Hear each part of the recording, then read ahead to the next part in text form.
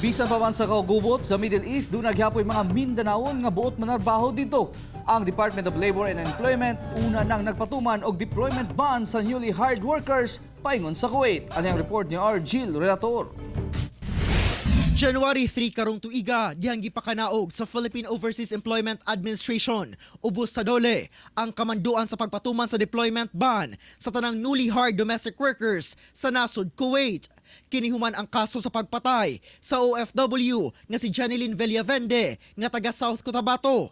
Ang suspect, iya mismong mga amo. Ang hindi lang pinapayagang umalis ay mga new hires. Pero yung mga bumabalik sa dati ng employer ay pwede pa naman bumalik. Si Manilin nga taga Kinapawan City, nagpasalamat sanglit, wala na hilakip sa ban.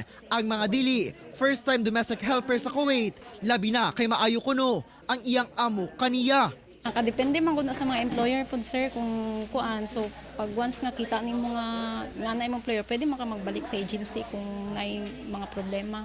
Samtang kining si Maris nga taga Pagadian City, desididong manarbarho sa Saudi Arabia. Para makatabang gud sa akong pamilya.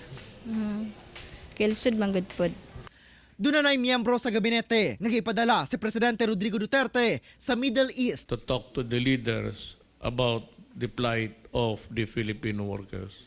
Hinuon ang OWA, andam nga mutabang sa buot og pailawom sa voluntary repatriation nga mga OFW. Ang standard dyan, of course, nire-relay namin yung concern doon sa post. Kasi ang first order naman na makaka-intervene dyan ay yung offices natin abroad.